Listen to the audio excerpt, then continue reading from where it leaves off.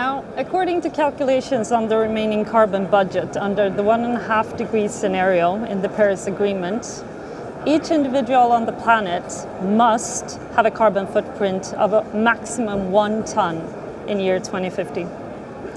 This is assuming that the emissions are equally distributed, of course. But today, there is a very small percentage of people that have a clue of what that actually means. And most of them are probably here today, or already involved in the conference virtually. But my guess is that even these people, there are very few of them that have an idea of what kind of lifestyle that would entail, or an apprehension of what kind of changes that are necessary in order to get us there. Now, what if we turn that around? What if we could give everyone in the world a benchmark of their own personal carbon footprint? Then people could work both as individuals and as a collective to lower that footprint over time and to challenge both their own behavior and their consumption habits, but also the companies and the governments delivering these services and these goods. So let us just toy with that idea. My name is Johanna Landberg, and I'm head of impact banking at Doconomy. And with me today, I have Miguel Naranjo from the UNFCCC secretariat. Nice to be with you. And Miguel, please, can you tell us a little bit, what is this lifestyle calculator that we are presenting or talking about here today? Sure, so we developed a lifestyle calculator with the goal of allowing individuals to estimate what is the carbon footprint or the climate footprint of their lifestyle and their consumption habits as a way to hopefully raise awareness, educate, and promote change.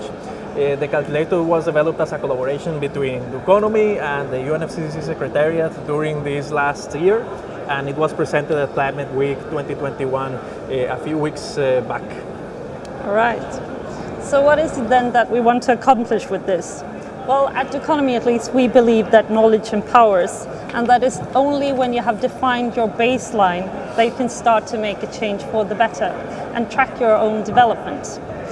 The lifestyle calculator lets you as an individual take that first step and to get informed, and by that you have created a foundation for more conscious decision making and given yourself the opportunity to be part of that solution. And this was an idea that we quite quickly realized that we shared with Miguel and the team, and so the project was really born. But then how does it actually work? So the calculator is available online. You access it. There are around 50 questions in this version. There will be others. There will always be improvement. The current one has around 50 questions. May take you 10-15 minutes to fill in, depending on how much you know about your habits already. And then at the end of the questionnaire, at the end of the session of the answering the questions, you immediately get the result of your footprint, both as a total and per type of source of emissions that you have. And we'll talk about that a little bit more. All right. So it's actually that you register your emissions by answering questions, right? Exactly. See, so you have the different questions, and behind it, the calculator is, of course, looking at average emissions associated to the activities that you are calculating about. So, for example, if you're driving a car, the average emission factor for a gasoline car, so for a liter of gasoline is 2.2 kilograms of CO2 equivalent. So you multiply that times the distance that you drive with your gasoline-driven car or powered car, and that gives you the estimated emissions from your use of the car. And it has similar questions for your electricity consumption, for the clothes that you buy, the food that you use. If you have pets, that's coming, right? We don't have pets yet, that's coming.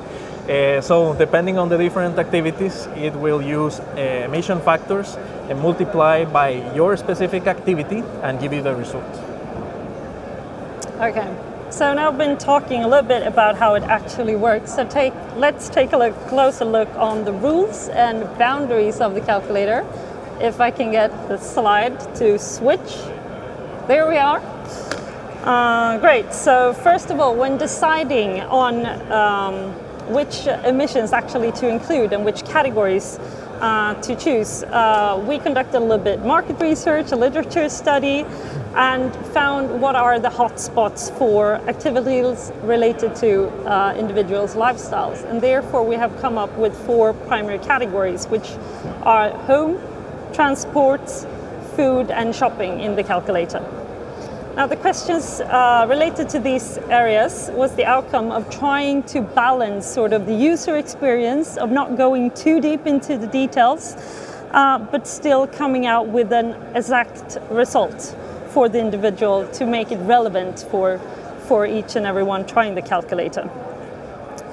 And this is something that we are still working on, trying to balance the right amount of question to get to a good, a good solid calculator. When it comes to the coverage, the lifestyle calculator aims to follow the greenhouse gas protocol. We know, of course, that the greenhouse gas protocol was not developed per se for individuals, but rather for organizations and states. And it is an accounting standard, therefore, that not always fit the purpose, but we're trying to be to follow it as consequently as we can. But in some instances, there will be deviations from this accounting principles, and that is more to illustrate than the purpose of a desired behavior that we want to push with the calculator. But all of these deviations are, of course, clearly stated in the methodology then. And then around which gases we cover, like we said, there are many greenhouse gases out there, and we know that they are different, they have different potency. For instance, methane, as probably you know here in the audience, are 28 times more potent than carbon dioxide. But we have tried to include them all, the gases that are relevant from the Kyoto Protocol. And then we have used their global warming potential to present the result in carbon dioxide equivalents. But are we then covering everything, Miguel? See, so you will not find everything in the calculator.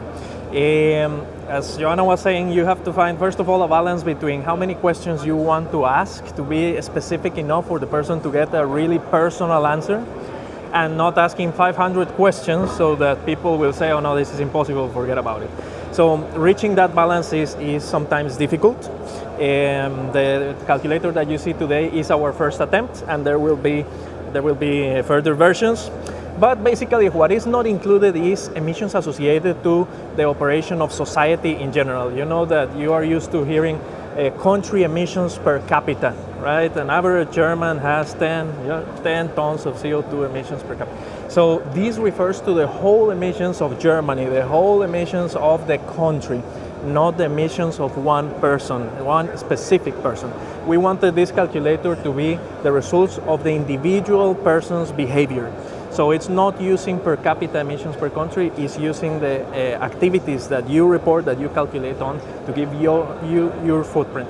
So emissions associated to public services in your country, to change of land use, for example, LULUCF, these are not reflected here because, again, we want the result to be directly related to your behavior, not to the whole society, which is not so easy to influence, and the emissions actually are not directly dependent on you.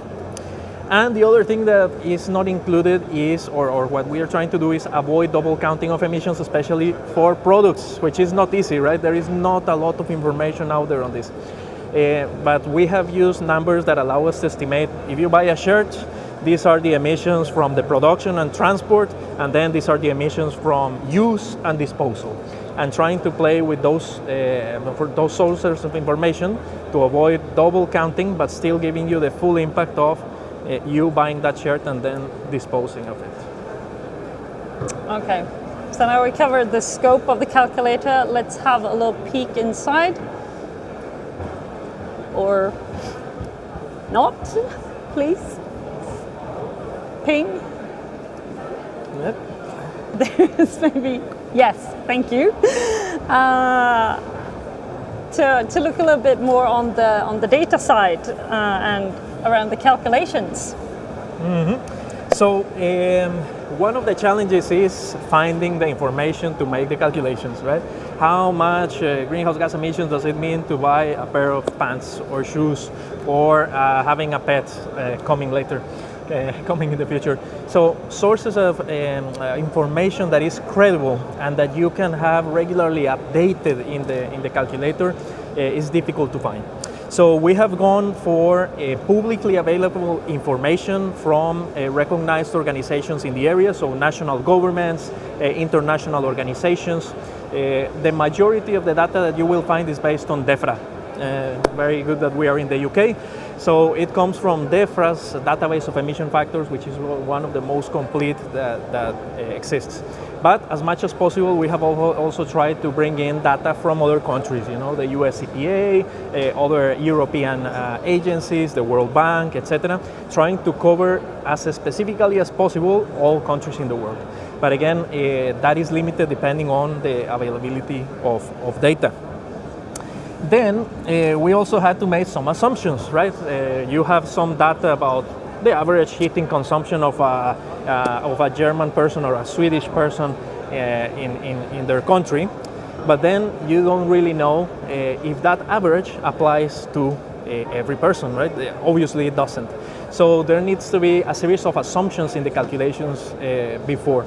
We ask you some questions about your habits, for example, around heating, to be able to adjust to your personal behavior. But again, there are assumptions that you need to make to arrive at the final number for you. Yes, I already mentioned the averages. In the cases where we don't have data for a specific country, then sometimes we take average for similar countries in the same area of the world, of the similar level of development, as a way to approximate the country for which we don't have data. Where we have country-specific information, of course, we include that, and we are sure that in the years to come, this information, country-specific one, will be more readily available, and the calculator is already built in a way that we can simply plug in the information as it comes. All right.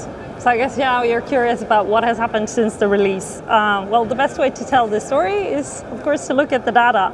And even though we've only been live a couple of weeks, so, you know, take this with a pinch of salt, we have some results, like in, you know, the Eurovision. Oh, no, now it went all wrong. Yeah, well, this is technique for you. I'll talk a little bit in the meantime. There you go. Here we are, again, back at the interesting map. Bit of a color there. If we start by looking at the reach of the calculator, we are today actually extremely proud that we have reached as far as 99 countries, users in 99 countries, covering all of the continents, which is quite impressive if you ask me, since we've only been live for a couple of weeks. Here you see the ranking. We have the most amount of complete sessions down here in Mexico. As number second, we have Germany, then Sweden, maybe not surprisingly, as Doconomy is Swedish-based, is a number 3, and then UK as a number 4, and then actually Myanmar as the number 5. So the reach is quite good, and as one of the goals for this calculator was to have this as a tool provided to everyone to be able to compare your carbon footprint between countries, because that was one of the big challenges we saw before launching this project, that most of the calculators out there were very nation specific. And therefore you couldn't compare the result of a German calculator with that of a Swedish or a UK calculator. But this one covers it all, so that's why we're really glad. However, we can see that there are some white spots still on the map here, for instance in Africa, but that also tells us where we need to focus our efforts for the next version, I would say. And if we then go to, do I dare press again, the next, we do is this manually. The next map, here you can see the average carbon footprint based on the input from our users. So here you can see the countries highlighted. We have Russia here, where they have quite a high carbon footprint, around, well, their average is 17 tons per person, compared again here to the much lower carbon footprint of Myanmar. And then we also have the UK at checking in at 11 tons.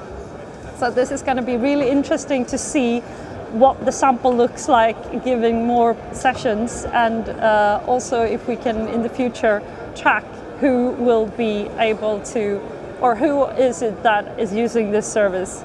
And that is something that our team is really, really excited about getting their hands onto this data. It's of course completely anonymized, so we're not tracking individuals here, just the rough data. But what we can learn from it and how we can help us improve the calculator. In addition, we are also now initiating the work on the next version of the calculator, where we have the ambition to make it even more precise, but also more user-friendly. And we will also focus more of our efforts on actually nudging the user onto what you can do as a next step when you have your results, because that is really, then you've created your baseline, but then you want to move towards lowering your carbon footprint, and then people would like to know what to do. So, Miguel, can you just maybe round this up? What is then the final reflection here of so far that we have come?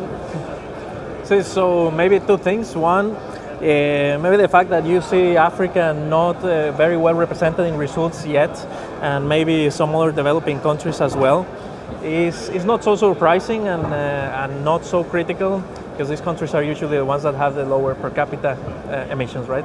It's usually us living in developed countries that have the higher level of emissions usually.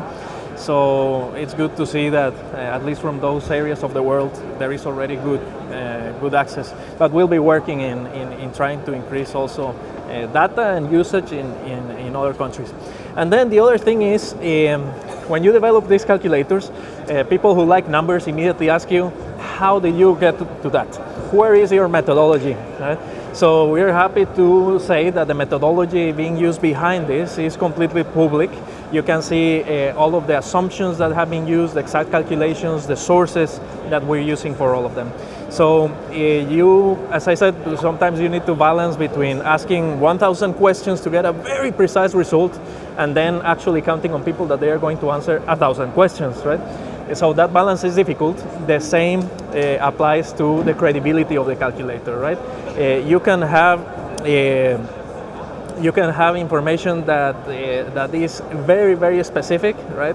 But will be very, very difficult to get for all the countries. So we are always open to criticism and to suggestions to improve. As Johanna said, we're already working on the next version. So you will see that the methodology will evolve, will improve.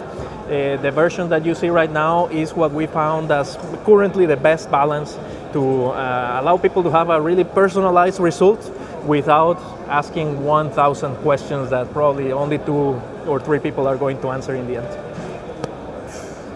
Well, to curb the global emissions curve and to reach the goals of the Paris Agreement will take tremendous effort. We all know that, everyone that's here know that. And it will also take a willingness to change, business as usual, both from governments, from individuals, as well as companies. And this means both systemic, societal change, as well as on an individual level for people. Neither of us, I think, believe in putting the sole responsibility on any one player here, but this is, a pull and a push game, and we have to work together as a collective. But what we do believe, and why we have developed this product, coming back to it, is that knowledge empowers people. Because the choices that we make, they not only affect our own footprint, but they also influence others. We talk about the butterfly effect sometimes, and ultimately that will, we think at least, affect the demand for goods and services on the market. So therefore we would like to encourage all of you to go in, test the calculator, get informed, and then use your consumer power and your voting rights, basically, to drive that change on the market and to lower your climate footprint in the process. Thank you for us.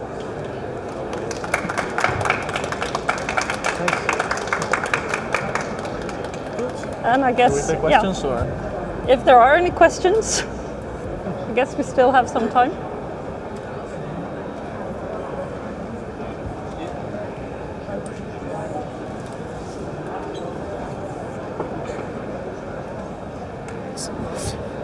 Just a question, is this application free, or is it, like, do you need to pay it, or is it free?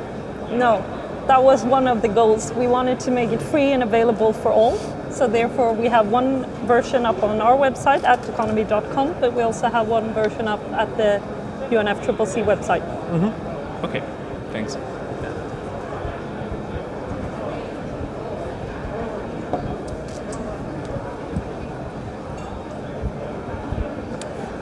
Thank you. So I have two questions. The first is, you talked about how not so much is being done. I mean, in terms of focus on the African continent. I am curious to know, is it because it is, I mean, the emissions from the African continent is insignificant and will remain so? The second question I want to ask, when you were rounding off just now, you talked about the need to lower our emissions.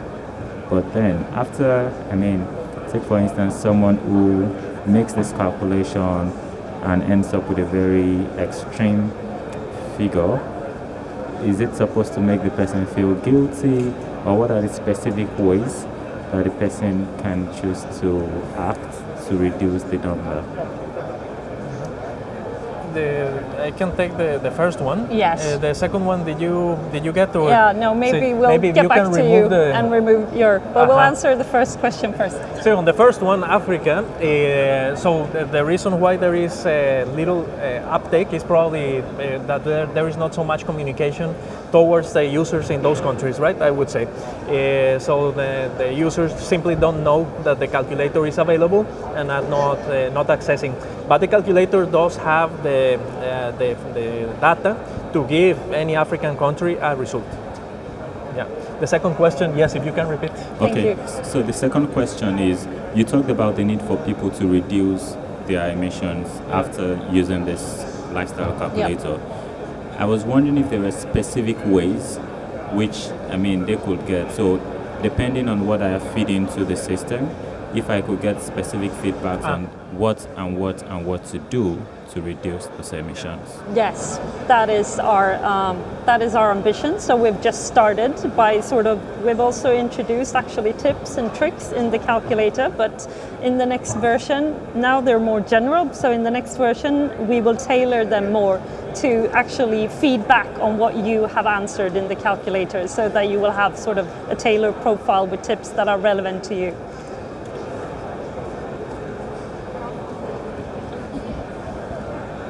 Hello, thank you for the presentation. I think it's really interesting. I have a question about how to share this data between friends, and that's with the intention to create community. You know, if I am in the range of 15 kilograms or the range that I want, can I create a club of the 15 kilograms? Or how it works, how we can share this with people and start to connect with people from different parts of the world that are living in a lifestyle that somehow has the same range. Yeah, that is also an area for development for us.